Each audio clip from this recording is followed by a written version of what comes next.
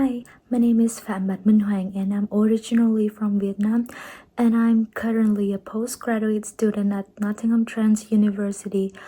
Over the past year, I've been on a journey, not just through lectures and deadlines, but a personal journey of growth, challenge, and discovery. This video is more than an assignment for me. It's a story of how I've changed through experiences, through reflection, and through the people I've met. So this is not just what I've learned at university, but this is who I'm becoming. Welcome to my personal development journey. Let's begin. When I left Vietnam for NTU, I didn't just carry a suitcase. I carried fears, hopes, doubts, and dreams. I wasn't sure who I would become. I just knew I had to grow. I used to let others' opinions define me. I didn't know how to stand alone or even hear my own voice. I began with tools I never used before: diagnostic tests, career assessments. I found out I am an INFP, the dreamer, the idealist, the sensitive one. At first, I felt exposed, but then I understood these aren't weaknesses, they are my starting point. As an INFP, I'm someone who values compassion, communication, and purpose. I'm idealistic, creative, and often guided by strong internal values. That's why my personal mission is to live with kindness, stay consistent, and grow through challenges. I hope to travel the world while helping others. I learned I'm deeply agreeable. I avoid conflict. I sometimes break under stress, but I also care deeply, listen fully, and connect emotionally. My development plan wasn't just goals, it was a mirror. So I made a plan, a personal development plan. And it wasn't perfect, but it was mine. I promised myself to travel, connect, grow, and build confidence. So I learn and practice English every day. I explore new places, not just on the map, but also inside myself. The first time I spoke in public, my voice shook. The second time, I didn't. Throughout the year, I also engaged in more than 20 hours of CPD activities that shaped my development. I joined a Tonebridge trip, which helped me bond with classmates outside the classroom and building my confidence in group dynamics. I attend 2 lectures during Global Responsibility Week and 2 more during Personal Development Week, which opened my mind to global business ethics, sustainability, and leadership values that resonate with my goals. At the Southeast Asia party for students in NTU, I didn't just celebrate my culture. I overcame my fear of social spaces and connected with international peers, strengthening my cultural confidence. I also joined a postcard making event with the Vietnamese Society, helping students send postcards back home to their families. It was a beautiful reminder of emotional connection and the power of small, thoughtful gestures to bridge distances. So, why did I choose them? Because they challenged my comfort zone. At Tonebridge, I learned the value of collaboration, trust, and also teamwork. While attending the lectures at the Global Responsibility Week and Personal Development Week, I expanded and my understanding of global impact, responsibility, and also sustainability. Also, the Southeast Asian Party and the lunch at Global Lounge reminded me how connection begins with culture. The job fairs event at NTU also helped me face professional spaces with confidence. And the postcard event, for example, allow me to contribute meaningfully to my community, improve my event organization and communication skills, and understand the deep emotional value of cultural connection and support. So each experience added a new piece to my identity. Sometimes I do feel lonely. There are nights when I miss home more than words can say. I miss familiar voices, the smell of the street, the way people know me without me having to explain who I am. And in those moments, I cry, and that's okay, because even through the tears, I'm learning to be strong, not by avoiding pain, but by embracing it. When I first created my personal development plan, I set what felt like an ambitious goal: visit at least 5 cities in the UK. I wanted to explore, to see the country beyond Nottingham, and to understand new places and people. But I never imagined how far I would actually go.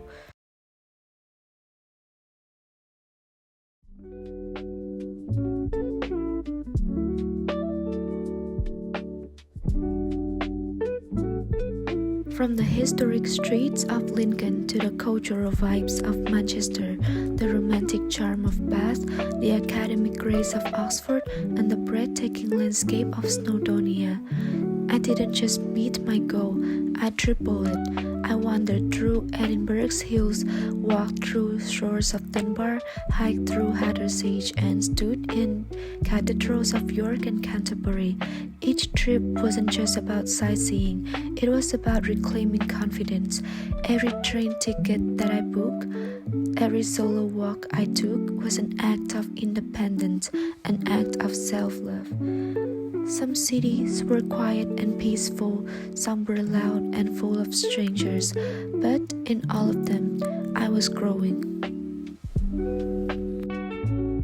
It started as a travel goal, but it became a journey of courage, of memory, of freedom.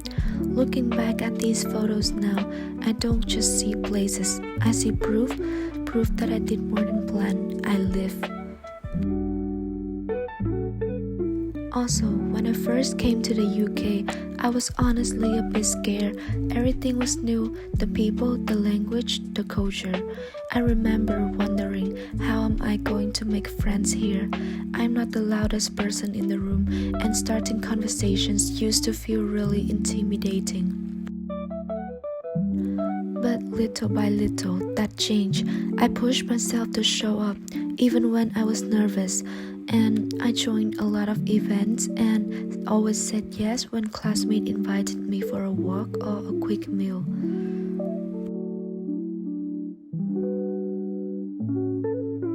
These small steps helped me meet amazing people, people who made me feel welcome, understood, and supported. Some friendships started from just a quick chat and at a lecture, and others from long conversations about missing home or sharing travel plans. Now I have friends from different countries, different backgrounds, and it's made my experience here so much richer. I've learned so much from them, not just about culture or language, but about myself too. I realized that making friends doesn't mean you have to change who you are. It's just about being open, showing up, and letting people to see the real you. Connecting with others has been one of the best parts of this journey. It helped me feel less alone, more confident, and reminded me that I'm not doing this by myself. There are people who've walked beside me every step of the way, and for that, I'm really grateful. So, when talking about sustainability, the Sustainable Development Goals reminded me why I want to work in diplomacy and international organizations, because I see myself building bridge between cultures, telling stories, and bringing people together. And to me, responsible management means leading with empathy. I want to be the kind of leader who listens before speaking, who inspires rather than just instructs.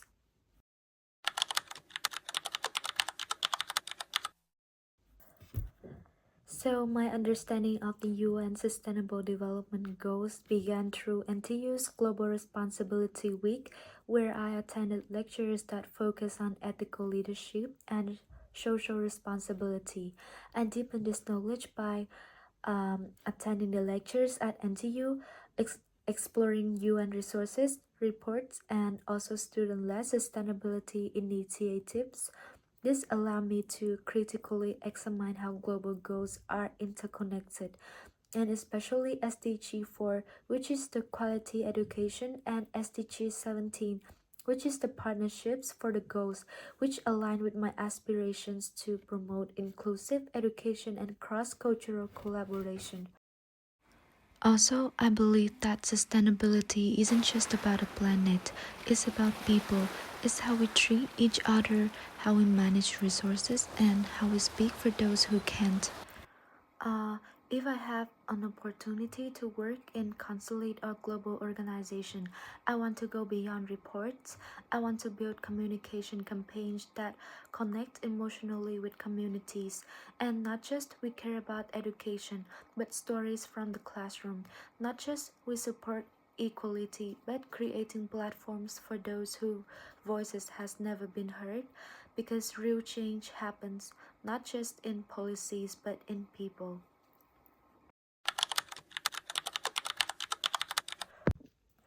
To answer this question, my long term vision is to work in international diplomacy or within an embassy environment, and also in marketing and advertising, where communication and cultural understanding are key. I would integrate the SDGs into policy communication and community engagement projects. For instance, by creating culturally sensitive media campaigns that raise awareness of SDGs among youth or coordinating education partnerships between nations, I could ensure the goals are not just promoted but into practice. So, based on my dream, I see myself working in diplomacy or within an embassy setting where cultural communication and public engagement are key. So, and I believe that's exactly where the SDGs need to live, not just in formal reports, but in the hearts and minds of everyday people. Through what I've learned this year, especially in marketing, communications, and advertising, I've come to understand the power of storytelling. I want to create initiatives that humanize the SDGs, whether that's by producing short documentaries about real life education barriers or hosting intercultural youth forums to talk about inequality and climate change. My goal is to transform awareness into empathy and empathy into action, especially for young people who often feel disconnected from global issues. I want to build bridge, not just policies.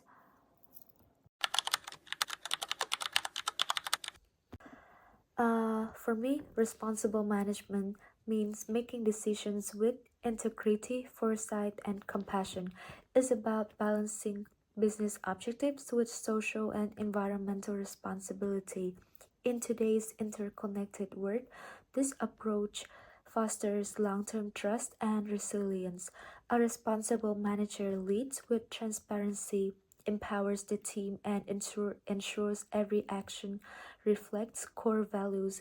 This mindset is crucial not just for ethical leadership but for sustainable progress also. And I've come to value this through both study and lived experience.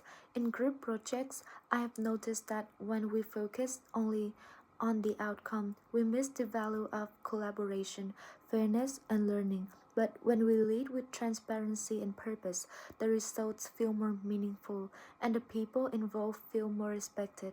So, in business, responsible management builds trust, resilience, and innovation. It challenges leaders to ask not just can we do this, but should we?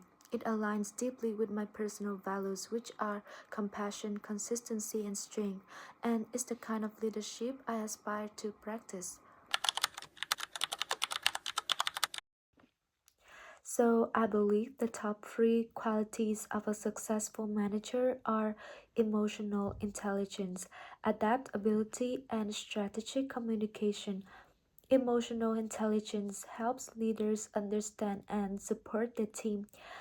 Adaptability allows them to thrive in change. Strategic communication ensures clarity and trust. I have practiced all three by leading during class projects, adapting to life abroad, and improving my ability to express ideas through both public speaking and writing.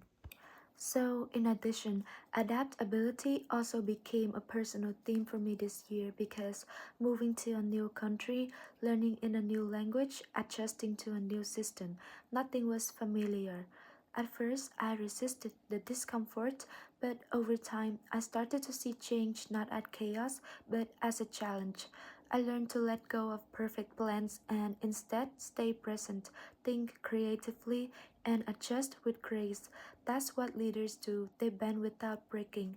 And I may not have a manager's title yet, but every experience has helped me practice these qualities.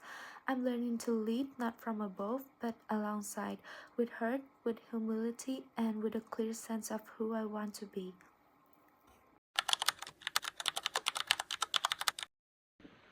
So now I'm going to describe a situation where I solve a team problem.